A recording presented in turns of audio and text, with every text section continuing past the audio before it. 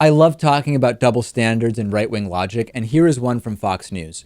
When there's a train that spills oil, Fox News often reports on it by saying, hey, we should really look at building pipelines because of the train spills.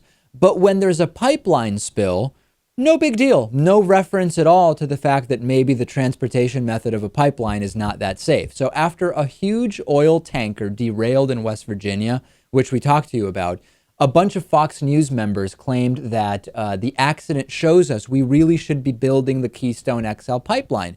It's safer to transport oil, according to Fox News, by pipeline than it is by train.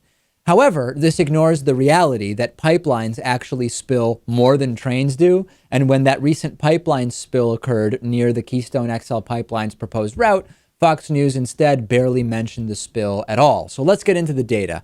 February 16th, 25 cars from a CSX oil train derail in the town of Mount Carbon, West Virginia.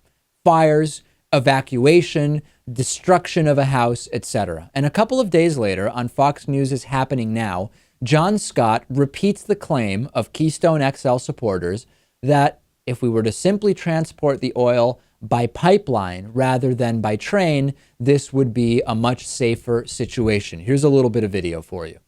There is new political fallout from that fiery derailment and oil tanker explosion in West Virginia, with the Department of Transportation considering even tougher safety standards for trains hauling flammable crude. Just as supporters of Keystone XL say that pipeline would provide a much safer way to move oil. Same day, Brett Baer, introducing a segment about the spill on Fox News' special report, says, again, uncritically, the claims of Keystone XL supporters that the pipeline would be a safer, more reliable method of transportation.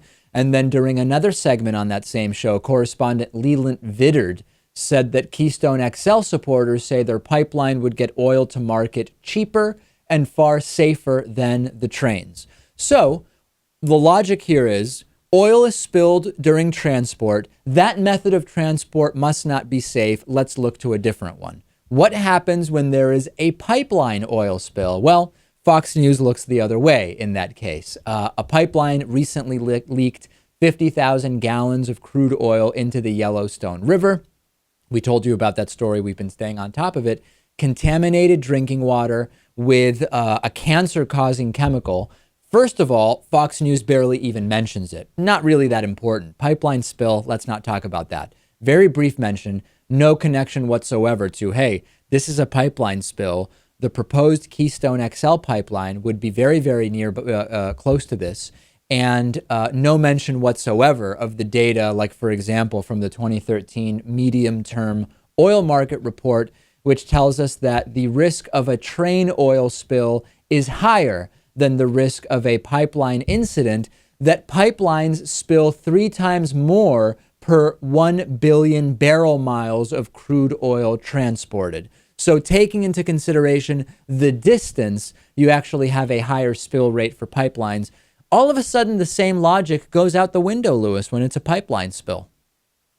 Of course. We could take any extraction method or transportation method and find many instances of spills and catastrophe and disasters.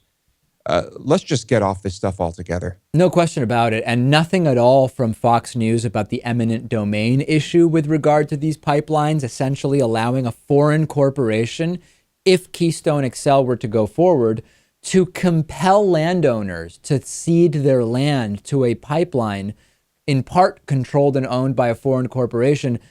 No mention of that. You would think that, hey, freedom and liberty, what happened to that? And there are individual battles going on in different states, and you have the battle going on at the federal level. This has been a huge problem for this Canadian company. Yeah, huge double standard by Fox News. And I mean, what else do we really expect at this point? It's just getting so transparent that even you would think low information media consumers would have to notice that something is very, very wrong with the coverage we're getting there.